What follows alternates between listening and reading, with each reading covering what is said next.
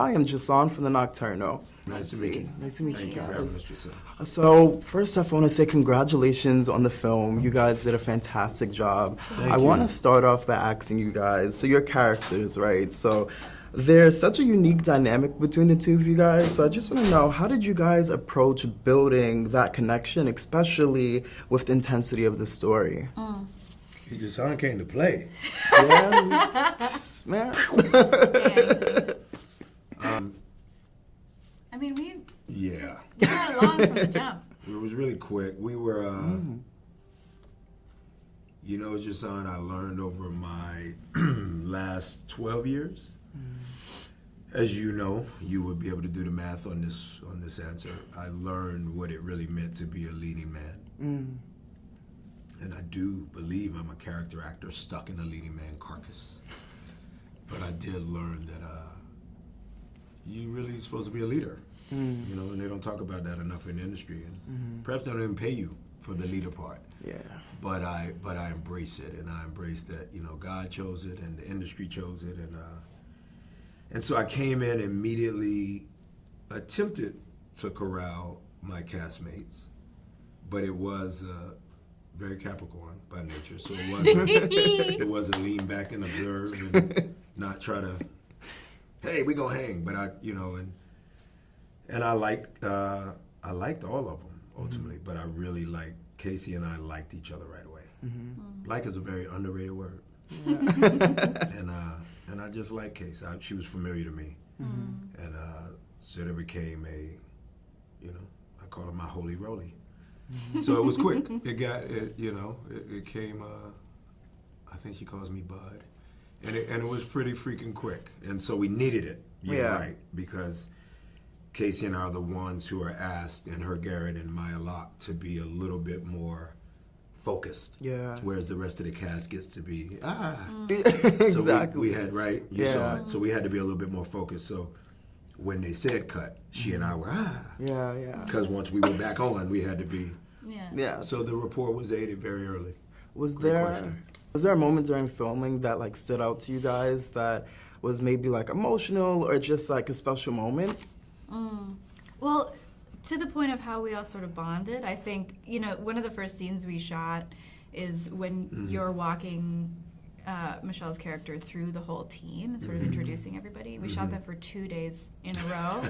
And it was the first time we'd kind of all been in the room together. So that super bonded us, I think. And we all got to see how each other worked and what each other was like in between things and get to know each other a little more. And so that's always really memorable for me because it was such an incredible thing to begin and to step onto that, you know, ship was pretty mind-blowing. And then, you know, Capricorn sees Capricorn rising. Yeah, we do. And things happen. We do. Kacey and I see each other well. Yeah. For me, that's a great answer. For me, it was a scene where Michelle and I are trying to make, or Michelle's making the decision at the end, are we going to sacrifice, you know, for the betterment of the galaxy, our lives, right? And she says, you know, would you have done what you did in the past when you were a kid? And I answered, and she said, well, it was beautiful to know you a lot. You know, I'm better for knowing you, or whatever she says. And on one take, the first take, Jason, I started crying. Oh, man. The first take. I put my head on her shoulder and started crying. We bring cameras in to get closer. And I don't cry on purpose. And, you know, Olatunde, our director, so gifted and just became a beautiful brother to all of us. Tunde said, oh, I need to, I said, no, I can't. Like, I gave you that one, let me do it. He was like, no, I want that. Now, ironically, Jason, the tears didn't make the cut. Yeah. But the fact that it got me so emotional, it reminded me not only of my journey in pain in life, which as castmates, we all got to know each other's journey a lot. I learned a lot about Kacey's upbringing and what, you know, Sam went through growing up in Detroit, and Rob in London, Finn in South Africa, Umberly being a Venezuelan transplant to Toronto. We learned a lot of shit about each other. But what I learned about Michelle, and I've had a hell of a journey, but her journey. So sometimes in scenes, man, it ain't the stuff that Craig Sweeney, our great writer, wrote. It's like the deeper. It's Michelle asking Omari, and Michelle saying to Omari, "I'm glad I know you." So for me, it was like, oh yeah, that's when we, art imitates life and or vice versa. So it was pretty beautiful. Your characters, they approach problems very differently. So how do you guys, I guess, contrast those perspectives, and how do you think that shapes the story? When I was looking at this cast, and you kind of put it into like the body, the human body, you have the brain, you have the heart, you have the eyes, you have the strength, you have all these different body elements. I always viewed my guy as the heart because he was childlike, and whilst he's certainly not stupid, he's a genius engineer, he is at the same time, he's a pretty simplistic man who just accepts what he's told and just loves who he loves and is unapologetic about it, and that probably falls out of the bounds of the strictures of the Federation. So for him, it was he just loved being around his friends and loved being around his people, and that kind of, that kind of fun and accessibility from his kind of Forrest Gumpian point of view, kind of drives the love of it all forward. I love that. I think for Fuzz, it's he's very instinctual. So very much follows his gut and his intuition, even though it may be a little bit wonky at times and slightly unhinged. And I think what that gives is a sense of he's a bit of a wild card. You're not quite sure what you're going to get with him, because what we see is obviously a Vulcan, but you're a little bit on the back foot as you see him. So there's always the sense of, even though we are a ragtag team brought together to work for a common cause, there's always this sense of a dynamic that you're not quite sure about what's to happen. Yeah, and you see that like a lot. There's a lot of what is all going on. How does it feel to step into this universe with such a rich legacy? Did you guys feel like the pressure to honor just what's come before you? Because I'm sure it was a lot to like make this your own. Yes and no, I'll be honest. Yes, because as a fan of, for example, like Tolkien, I can appreciate certain fandoms, that there is such a rich history. There is so much material. There's also a responsibility, you don't want to stuff it up. Yeah.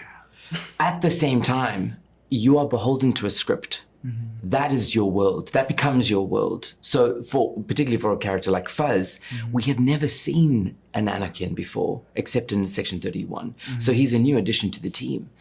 And again, you have to stay in your lane. But I appreciate the world that is, and you want to respect it as best as possible. I came from a slightly different perspective. I Star Trek is probably say my biggest single fandom. I'm obsessed with it. I know every episode by heart. It's my thing. And you would think that, I'm joining Star Trek would be like, this is pressure. But in a very selfish way, I just woke up every day and went, I'm making Star Trek, like that. And then went to work and was like, I'm on a spaceship. It's brilliant. So every day, instead of feeling pressure, I was just feeling kind of unbridled joy at every single second. I know what we're making. I know how it all kind of comes together, and I know the world very well. And I was always very, very confident that while this might not be the Trek that people are expecting or that they think they want, my favorite line that I've coined recently is Star Trek isn't for you, it's for everybody.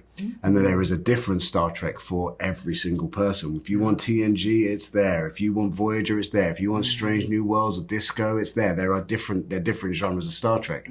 And I was always feeling pretty confident in the fact that we were making a completely new genre of Star Trek that people might not even know they want, but when they've got it, they're going to love it. What were your biggest creative or technical challenges bringing this story to life?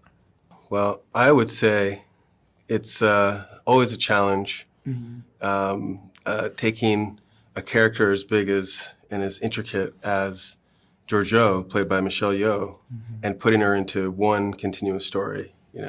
Particularly given how it started. It originally started as a pilot of a series, and then making a movie, which was the best version of it, and it was a really incredible experience. But getting it all in there like that was a thing. Yeah. What about for you?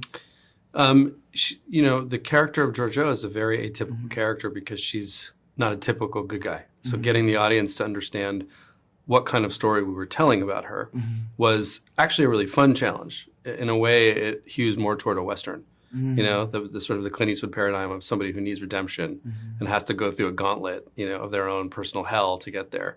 But the thing that's so fun about Georgiou is that she's so fun. Yeah. And so I think getting to watch her do, getting to watch her find her redemption while also, you know,